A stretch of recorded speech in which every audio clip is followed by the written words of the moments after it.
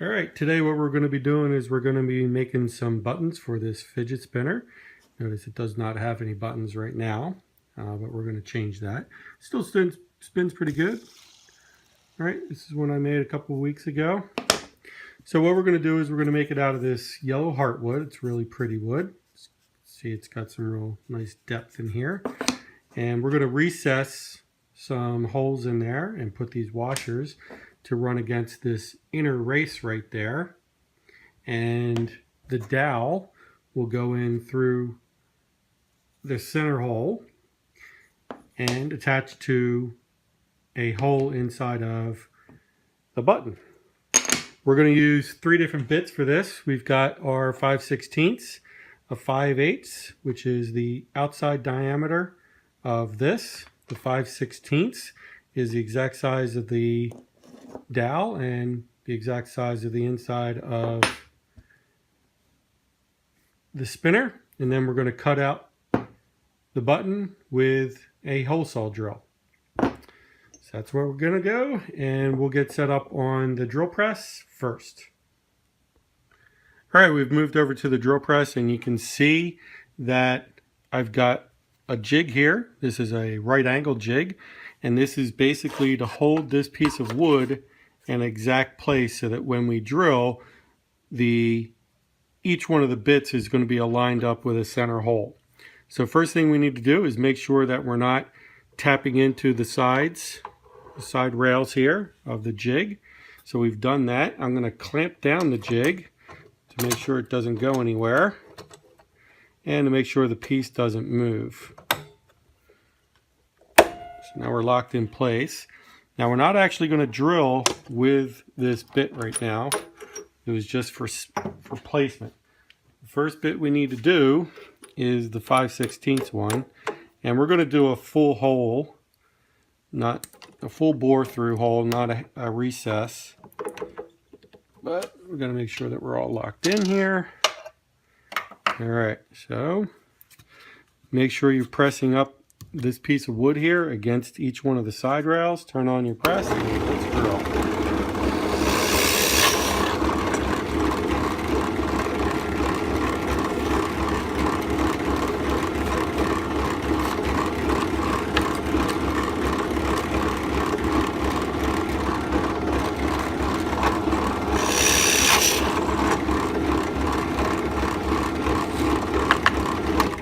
Alright, so now we have 2 holes, and this is for 1 hole for each one of the buttons. Now what we're going to do is we're going to form that recess.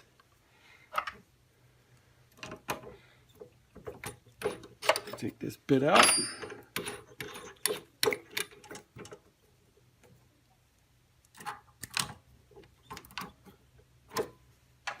So now we've got the second bit in, and we're going to clear that dust out of there.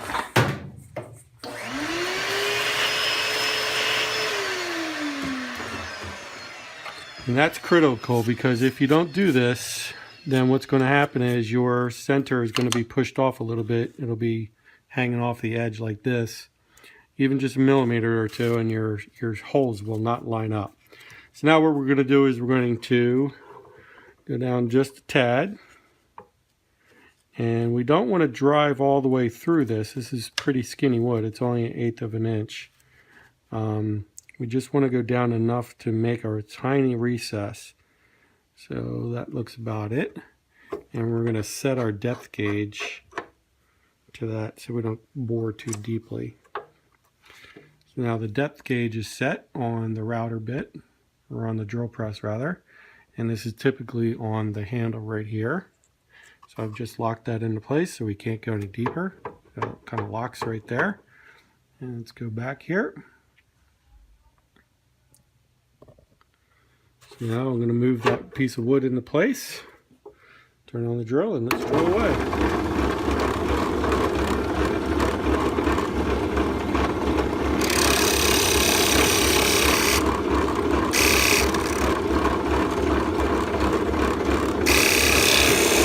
Oh, it skipped.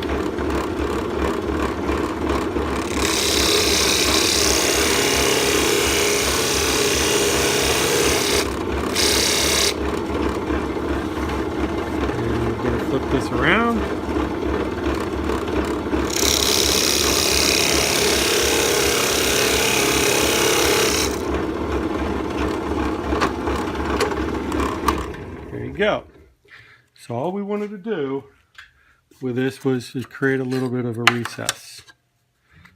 So there you go. So not sure if it shows off very well on camera. We're talking about very tiny pieces here, but you can see that's just recessed a tiny bit. Doesn't matter whether this is the exact same size or not, because it's being held in place by the dowel anyway. But as long as that center hole of the washer is 5/16 also, it should be fine. 5/16 is approximately 7 millimeters, which is what the hole is. So now we've got 2 recesses around the center hole, and you see that's perfectly centered there. This one's a little bit off because it skipped, but it doesn't really matter because it's on the inside and nobody's going to see it. So now what we're going to do is we're going to clean this out, make sure it's got a nice clean area. And we're going to switch our bits out. And we're going to put our hole cutting bit in. Hole saw, hole cutting bit, whatever you guys want to call it. There we go. We're going to make sure this is tight, and we're going to drill. Take off our lock, because we're going to be drilling all the way through this. There you go.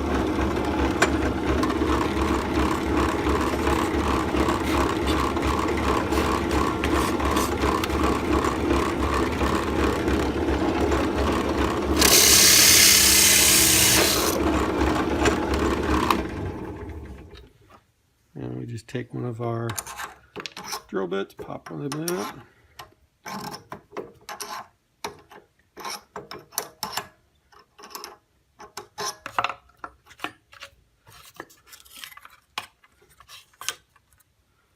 Here we go.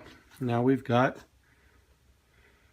2 holes perfectly centered inside the center of a button. 1 recess, and then we've got the hole for the dowel, and we've got the final button there.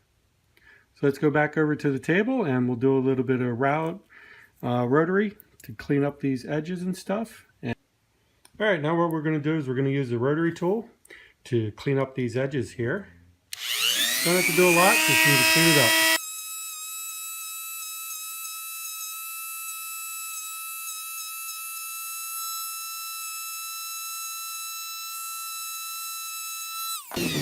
Okay, now we got 2 cleaned up buttons, and we're just going to give it a light sanding, and then what we're going to do is we're going to do a dry assembly, and we will glue it up after that and shellac it. This is really smooth wood already, so I'm just going to use some 220 grit. There's no reason to start off at 60 grit or anything. Just start off at the 220 and that'll get me the finish I'm looking for. Make sure I'm going with the grain here.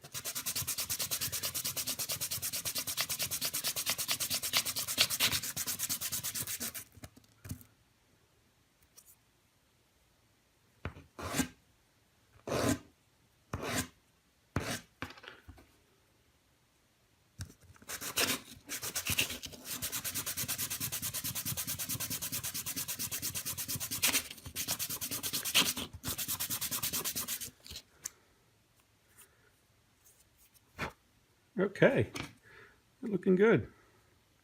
Now what we need to do is cut this dowel to size. To do that, we're going to take a pencil and we're just going to give a rough estimate here.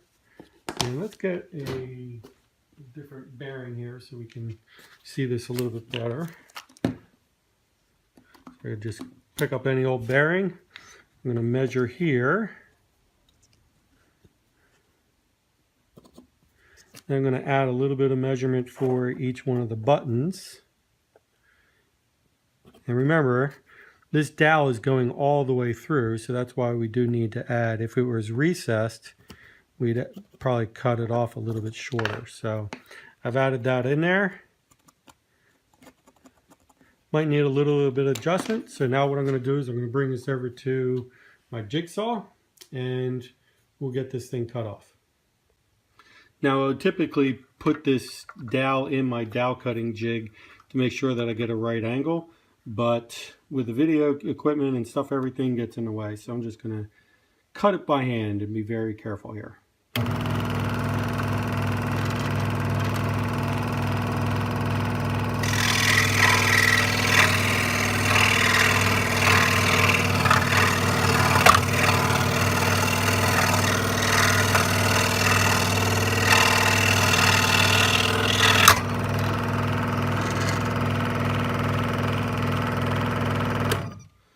Alright, there's the dowel. Now let's go over and clean up these edges a little bit with a piece of sandpaper, make sure they're squared off, and then we will dry fit. Okay, we've got our dowel. You'll notice it's not a perfect right angle there. So what we want to do is use the sandpaper and just kind of square that off a little bit. Get any of the rough edges off from the saw blade.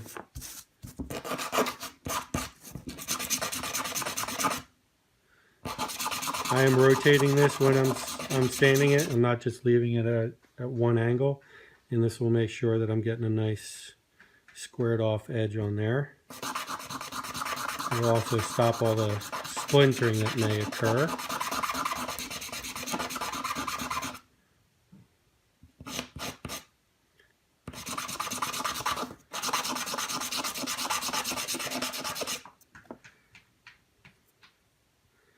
Alright, that looks pretty good. Let's just do a quick test here.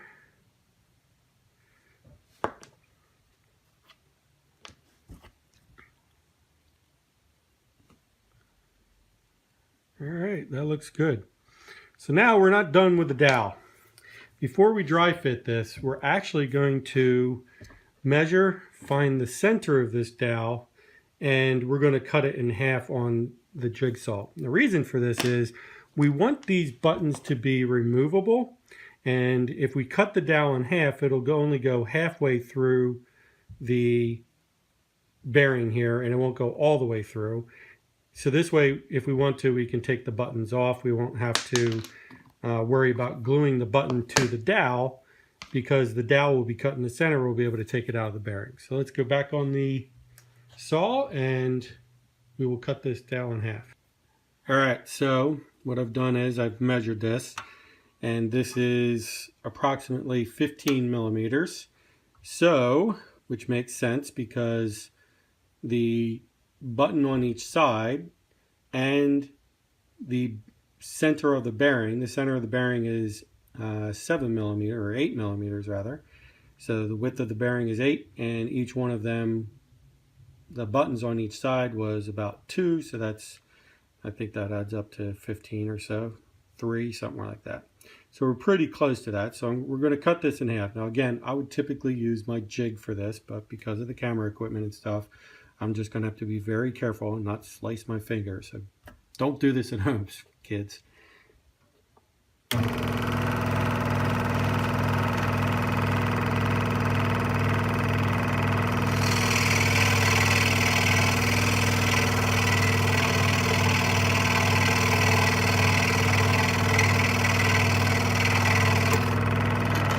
Go.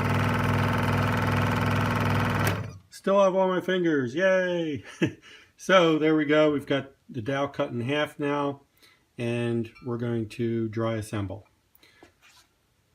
All right, now what we're going to do is we're going to tap these dowels into the center of the buttons, making sure that you're going in from the recessed side, not the other side. You want to make sure that the face of the button is down.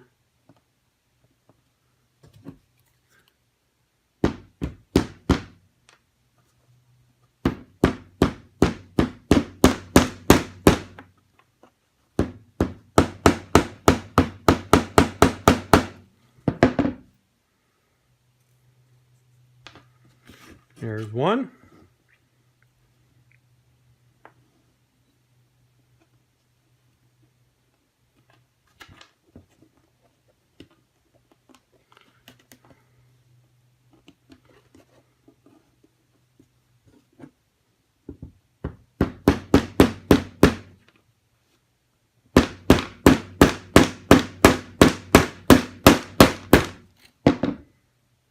There you go, nice and flush on the back side there, on the face really flush. So what we might want to do is tap this through a tiny bit more, and then we'll sand it down.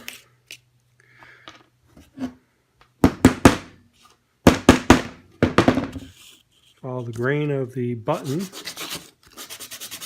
Again, I'm just using 220 grit. That looks nice. Follow the grain.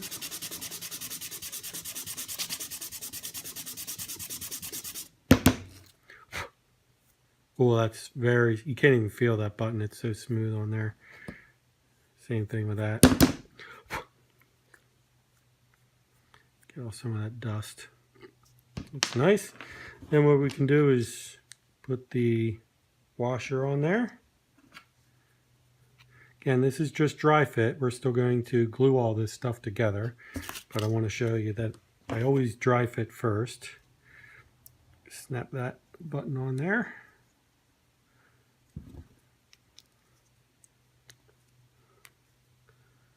All right, look at that clearance. That is a very good tight clearance right there. Let's give it a spin. Nice. Now this is just a steel bearing that I had laying around. Again, I don't use my good bearings for testing and prototypes and stuff. But there you go. It's a nice bearing or a nice button there. And what's good is if this bearing were not glued in, because this button is the same exact size as the bearing hole, you can just pop this right out. Oh, look at that. The glue is popping off. There you go. Perfect. There you go. So you can see the bearing is the same size as the button there. And you've got a really close tolerance. This is maybe a millimeter right there, and looks like it's not quite centered, but it got about a half a millimeter right there. So that's a really good clearance for this bearing. So maybe I'll throw in a nicer bearing now that that glue popped off. And but that's how you make buttons. Now what I would do is I would take this off. I would glue all this up. And so let's go do that. And then I'll throw it into the paint area, and we'll throw some shellac on this baby. Okay, what I'm going to do is I'm going to use this Loctite super glue. And I'm just going to put a drop or two right on the inside of this. Don't want to use a lot. And pop this back into place.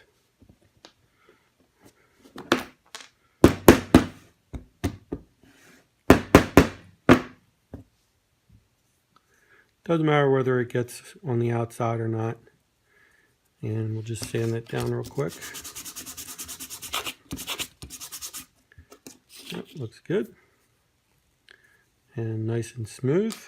Now this one, try as I may, try as I might, I can't get this one out of here. So I think it's got a pretty tight fit as it is. But what I'm going to do is I'm going to also give a drop or two in here. Spread that around. And put the bearing or the washer down. Do the same thing on this side. And anytime I do that, I like to give the washer a little spin also. Just make sure that glue has gotten a nice, good contact in there. And this is really fast drying glue. It's, you know, it's super glued, so it dries in about 30 seconds to a minute. And to a complete cure in I think 5 or 10 minutes. But you can't get these off now. They're completely dry even after like 30 seconds. All right, let's move this over to the paint booth and we'll get these shellacked up. All right, again, we're using this triple thick glaze, a clear like glass coating. This is the one I like to use the best.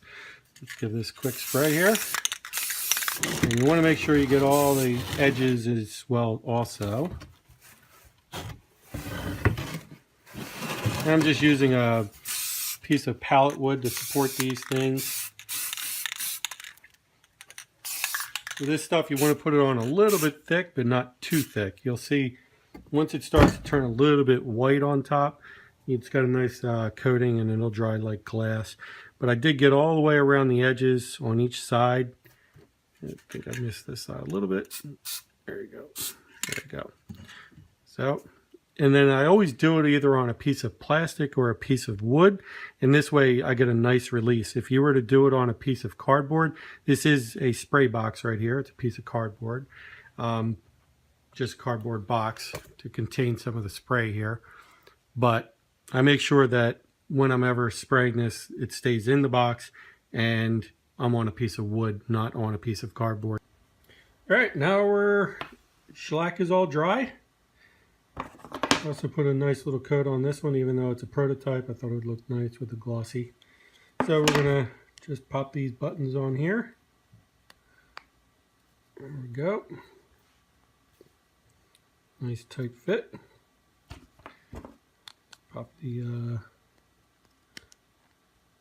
and that might need some tape later on, but we're just doing a fitting here, so. There you go. Perfect. Got some really good clearances here. Let's pop this out so you can see the clearances here.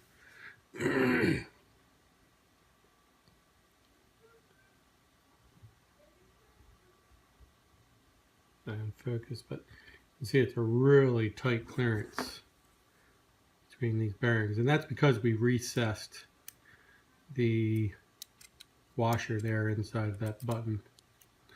So that's probably, let's get up my millimeter ruler there. That is about a 1 millimeter clearance on one side and a little over a millimeter. So what we could do is probably take these out, get the dowel out of there, and the dowel is probably a little bit too long. So we could just shave off a little bit using some sandpaper, get a nicer fit. But so far, pretty happy with this and get a good spin and everything. It's not touching anywhere, so that's even better. So, hope you like this video.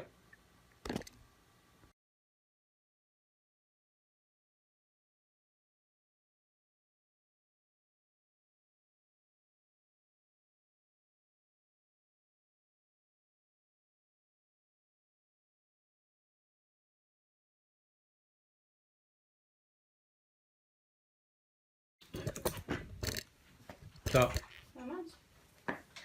Alright, Daddy's not actively recording. Put it back together and come out.